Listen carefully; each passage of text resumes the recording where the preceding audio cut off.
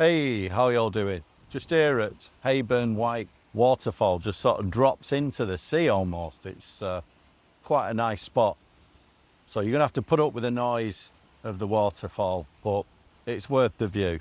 What I want to talk about is how to think from first principles to achieve your goals and why that's important. Like if you think about Elon Musk, the guys that I like, Elon Musk, Naval Ravikant, these guys think from first principles. And what that means is they're not actually just taking as face value what everyone else does. They're going back to basics and looking at almost like a set of mental models that you can reuse in any domain. And if you think about some examples of that, if you think about a set of mental models that you can reuse, let's have a look at a few, right? A really simple one just to start this off is if you think about the area of a circle, it's just a formula, right? So that's like, it's a mental model, right? You can reuse that in any area of life. Let's think about it. Geometry, design, engineering, maybe working out surface areas of swimming pools or anything, or maybe in drawing or artwork or something like that, or anything creative. That area of a circle, it's kind of a known truth that you can reapply to any domain in life. So I've got a few here, I've wrote some notes down. What about when to respond to text and emails? I did a video on this, when to respond to text and emails, and you can apply that in your personal life, like dating life, with friends, family, or even in a professional situation, like a sales negotiation or something like that.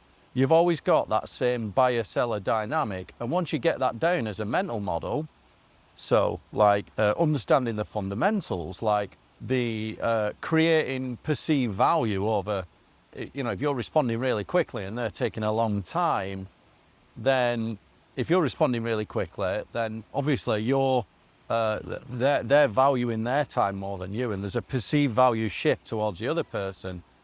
So in my video I talk about mirroring as a minimum, and if you want to like negotiate, if you're in a negotiation, you want to always mirror plus a bit on your side to develop a perceived value, right? And that can apply in the dating context as well. So when you meet someone, you can also apply those rules. So just getting that down as a mental model helps you to negotiate, because everything's a negotiation. So you can reuse that one in any situation in life. What about starting a business? Having a simple checklist or starting any venture.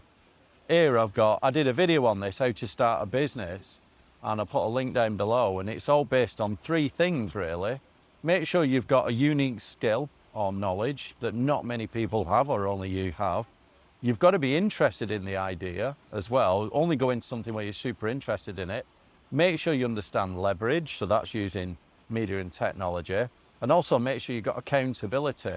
You want accountability for the upsides and the downsides. So you almost want responsibility and accountability there. That as a mental model, you can apply that to any business or any venture or any partnership you want to go into in the future. Create that simple test. Another one, I've just done a video on being radically honest. I did a book review on Mark Manson's models. Being radically honest is about communicating your intentions without fear. And that applies in both personal and professional life. So let's have a look at it. Okay, in the personal life, in dating, communicating your intentions is very, very powerful because everyone knows where they stand, and you're doing it without fear, it's attractive. In the business sense, if you communicate your intentions clearly to, let's say in a sales negotiation, you're demonstrating like a competence and a capability, and people take you more seriously, and you're not hiding anything, you're being very genuine and honest, and you're trying to create like a realistic, genuine value exchange. That will get you a lot further. So there's these mental models, and you can apply these to any of your goal achievements, you know, whether it's like you want to improve your fitness, you want to start a new business, you want to improve your career. These kind of mental models that you can reuse, and you're going to have to come up with your own. But once you've developed that mental model, you should be able to reuse it. So have you ever thought about why you're not achieving your goals, and you're looking at how you're doing things? Have you got a consistent set of mental models that you're applying to for your goal achievement? And if you think about it, it comes down to developing habits, right? And habits are something that you develop, that you apply to every area of your life consistently. And they may be like really, really specific habits that you do every day. You know, you're always eating well. You're always waking up early. You're always ready to work. You always know what you're doing. You've got a plan. You've created like a system, like a goal-based, a results-based plan that you're working to. That too is a mental model. You've got a system of habits that you continually work towards, and you're continually improving day by day. If you think about it, we are the sum of our habits. That's how we get things done. So create a set of mental models. Make sure they go back to first principles, as you want your mental models to be as generic as possible.